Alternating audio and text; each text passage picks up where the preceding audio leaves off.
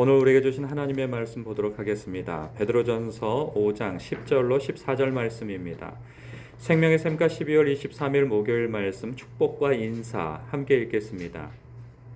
모든 은혜의 하나님 곧 그리스도 안에서 너희를 부르사 자기의 영원한 영광에 들어가게 하시니가 잠깐 고난을 당한 너희를 친히 온전하게 하시며 굳건하게 하시며 강하게 하시며 털을 견고하게 하시리라. 권능이 세세 무궁하도록 그에게 있을지어다. 아멘. 내가 신실한 형제로 아는 실로아노로 말미암아 너희에게 간단히 써서 권하고 이것이 하나님의 참된 은혜임을 증언하노니 너희는 이 은혜에 굳게 서라. 택하심을 함께 받은 바벨론에 있는 교회가 너희에게 문안하고 내 아들 마가도 그리 하느니라. 너희는 사랑의 입맞춤으로 서로 문안하라. 그리스도 안에 있는 너희 모든 이에게 평강이 있을지어다. 아멘. 오늘 말씀을 묵상하실 때 함께 연결하여서 보시면 좋을 성경 말씀 하나를 소개하고 싶습니다. 그것은 로마서 8장 말씀이에요. 로마서 8장 말씀 일부를 제가 읽어드릴게요. 31절부터예요. 만일 하나님이 우리를 위하시면 누가 우리를 대적하리요? 자기 아들을 아끼지 아니하시고 우리 모든 사람을 위하여 내주시니가 어찌 그 아들과 함께 모든 것을 우리에게 주시지 아니하겠느냐?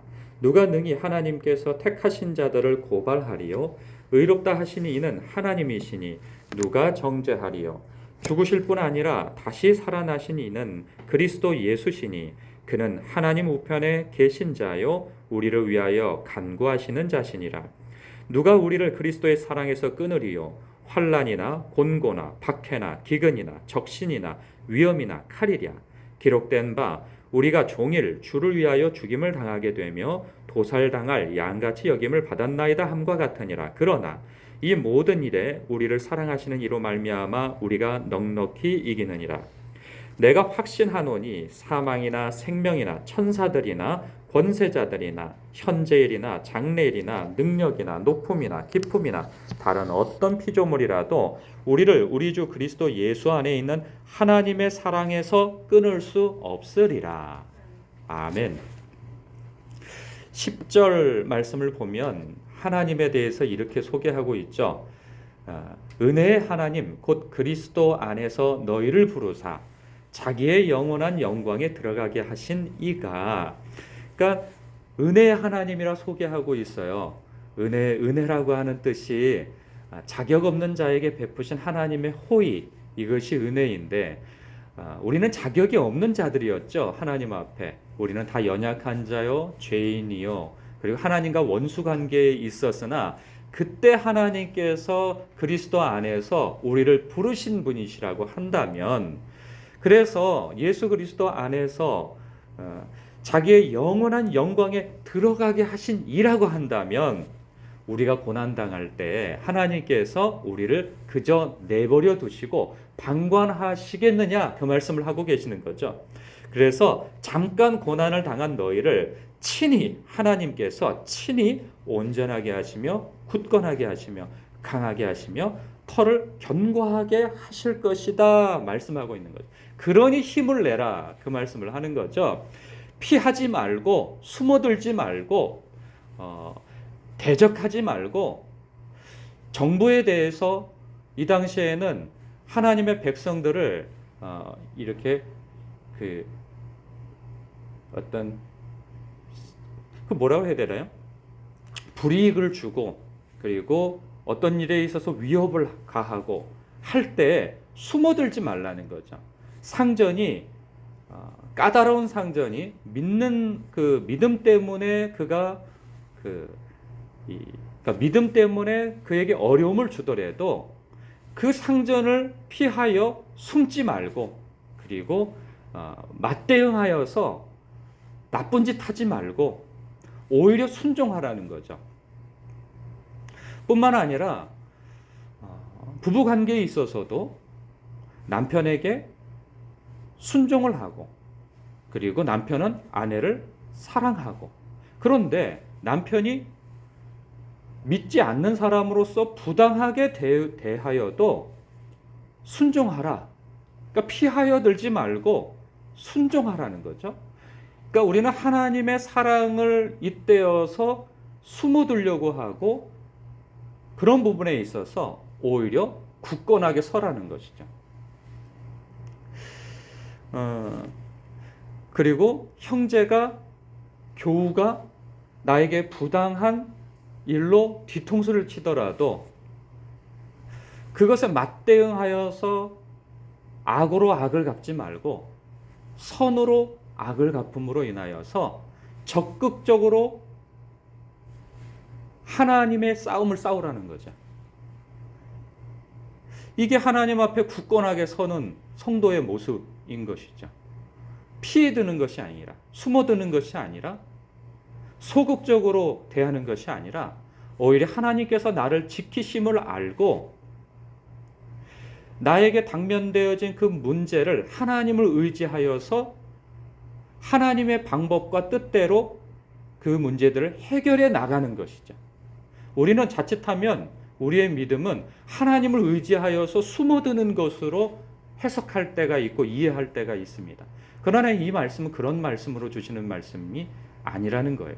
하나님께서 우리를 지키시고 보호하시고 우리를 굳건하게 하실 것이니 너희는 하나님께 다 맡겨두고 어디 숨어들어라, 그런 말씀이 아닌 것이죠. 오히려 하나님을 의지하는 사람일수록 더욱 하나님을 의지하여서 주어진 사명과 맡겨진 일에 최선을 다하라 하는 그 말씀으로 받아야 할 것입니다. 이렇게 하나님께서 우리를 지키시고 보호하시고 인도하시고 우리를 힘있게 하시는 하나님이심을 알고 12절 마지막에 이렇게 권면하고 있는 거죠. 너희는 이 은혜에 굳게 서라, 이 말씀을 하고 있는 거예요.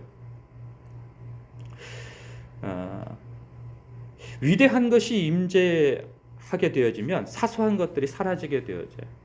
살아계신 하나님을 만나게 되어지면 이 세상이 전부라고 했던 그 생각이 작아져 버리죠. 근데 하나님을 만나지 못하면 이 세상이 커 보이고 하나님은 작아 보입니다. 하나님을 만난 사람도 하나님께서 우리에게 예비해 두신 산소망, 영생, 부활, 예수님께서 마지막 때에 오셔서 성도들을 위하여서 예비하신 영광, 칭찬, 존귀함, 이런 것에 눈을 뜨지 못하면 우리는 이 세상 일에 마음을 빼앗겨 버리게 되어지는 것이죠. 그러나 하나님께서 예비해 두신 산소망에 눈을 뜨게 되어지면 이 세상의 것들은 지극히 작아져 버리는 거예요. 큰 것을 만나면 작은 것들에 마음을 쓰지 않게 되어지는 거죠. 지금 우리 이 베드로전서는 우리에게 큰 것을 보여주고 있는 거예요. 그렇기 때문에 우리는 이 땅에서 견디며 주님을 의지하며 산소망을 붙들고 견딜 수 있는 것이죠. 그리고 하나님의 뜻대로 사랑의 싸움을 싸워 나아가고 견디는 싸움을 싸워 나아가고 그리고 순종하는 싸움을 싸워 나아갈 수가 있게 되어지는 거예요. 근데 이게 쉽지가 않아요. 쉽지가 않아서 14절의 말씀에 이렇게 권면하고 있어요. 너희는 사랑의 입맞춤으로 서로 무난하라. 혼자는 이길 힘이 없어요. 잘못된 판단을 할 수도 있고 그리고 나만 이 싸움을 싸우고 있는 거라고 생각되어진 나머지 힘을 잃어버릴 수도 있단 말이죠. 요즘 같은 때가 그런 때라고 생각되어집니다. 저마다 이 사람이 우울증이 생기고 두려움이 생기고 그러는 것은 나만 이 고난을 당하고 나만 이 고민을 하고 있다고 생각되어질 때에 위축되어지고 힘이 빠지고 그렇게 무엇인가 몰입되어지다가 잘못된 선택을 하게 되어지고 그러는 것이죠. 이러한 때에 서로 돌아봐야 할 것입니다. 그래서 서로 인사도 나누고 위로하고 격려하고 서로 안부도 물어봐 주고 말이죠. 기도도 해주고 그리고 힘내라고 해주기도 하고 말이죠. 오늘 이런 일을 제가 해야 되겠다 싶은 생각이 듭니다. 그래서 좀 문자도 보내고 그리고 오늘 전화도 좀 하고 찾아갈 사람 있으면 좀 찾아가 보기도 하고 그래야 되겠다는 생각이 듭니다. 여러분, 오늘 이 말씀에서 여러분 실천해야 될 것이 무엇인가 돌아보시면서 붙잡을 것들을 붙잡으시고, 그리고 행하라 하는 것은 단순하게 행하시는 여러분 되시길 부탁드립니다. 그럴 때 여러분의 신앙이 힘을 얻게 되어집니다. 기도하겠습니다.